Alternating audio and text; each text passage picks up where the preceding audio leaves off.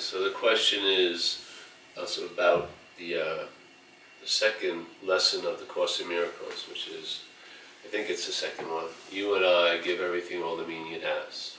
Yes. Now, in a sense, the first 6 lessons of the Course in Miracles are basically the reason why the first 6 lessons are so is because of the 7th lesson, which is you see only the past.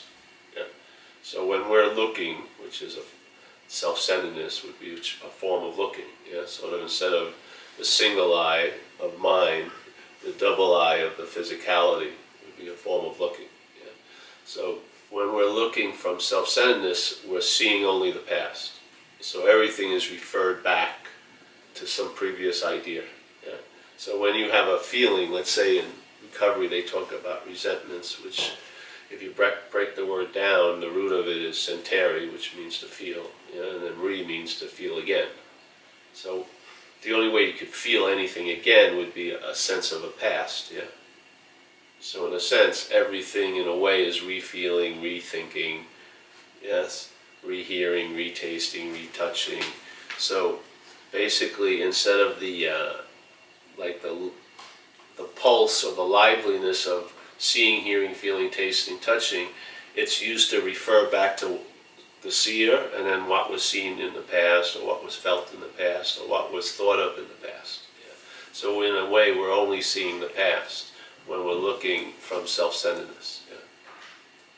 So the second lesson is you and I give everything all the meaning it has, and it's very easy if you have the Course in Miracles, just follow the instructions and you may get a free sample of how so that is. Yeah? But you'll see that when you look at something or see, there is a pause before a name is given to it. Like in Hinduism, they would say that what conditional mind does is give name and form to everything. So that would be another way of saying you and I give everything all the meaning it has.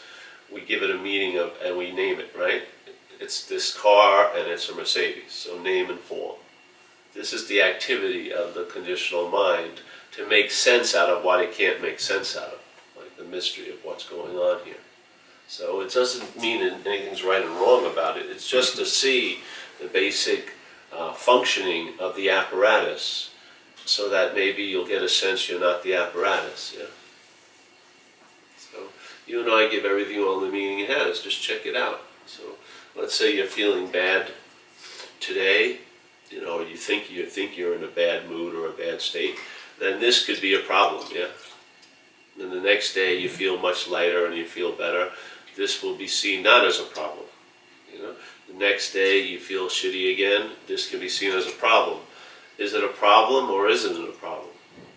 It's basically neither. Yeah, it's whatever the meaning is given to it. Just like they say in physics, the biggest influence of any experiment, one of the axioms is the biggest influence of any experiment is the observer of it. So basically, if you're looking for light to appear as a particle, you'll probably see light as a particle. If you're looking for light to appear as a wave, you'll probably see it appear as a wave. Because maybe you're giving it its meaning, yeah? You're giving it, and then so light responds, and it appears as a particle, and then it responds and appears as a light, as a wave, yeah? So in a sense, that's what's happening here.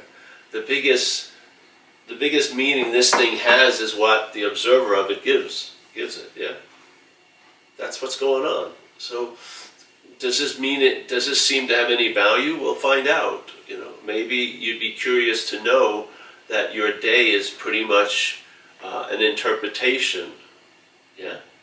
Instead of like maybe there's another day going on that would be more satisfying for you to be conscious of. Yeah, instead of just to be seemingly getting lazily put to sleep by the interpretation of day in and day out, of all the name and form and the meaning your mind's giving things. So that's what it means to me. So when I heard it, that had a very big impact. And every time I would do the lesson, it would have an impact. Immediately, I would have a sense of a pause before I saw the name of the thing. I just see the thing, and you could see that it was nothing in a way. what the hell is that? Is this like a fireplace mantle? Who the hell? You know, if you look at it, how can you come to that conclusion? It's just a name that's been given to it. Yeah? And so you'd have a pause, and then the name would arise, and then you would see, hey, this is true, that I give everything all the meaning it has, because you would see the process in a way. Yeah?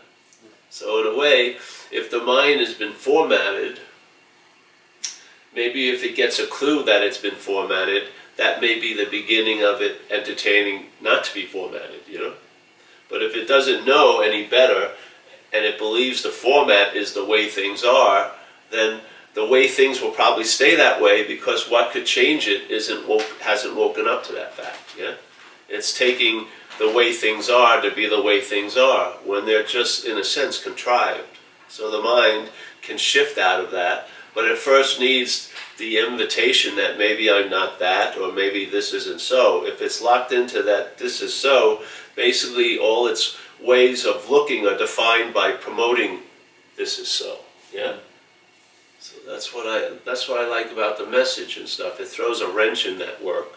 It's not saying, like, it's not concerned about what you're worrying about next week. It's concerned, well, who thinks it's worrying about next week? Yeah, it always brings it back to a sense of subjectivity. Like, and maybe you see your real responsibility here, which is a huge responsibility. You are the actual dreaming of this place, you know, this activity. We're dreaming. Yeah. Maybe it seems like a stale dream or a stable dream, but it's still inherently a dream, because it's constantly being given meaning to and name and form. Yeah. Yes.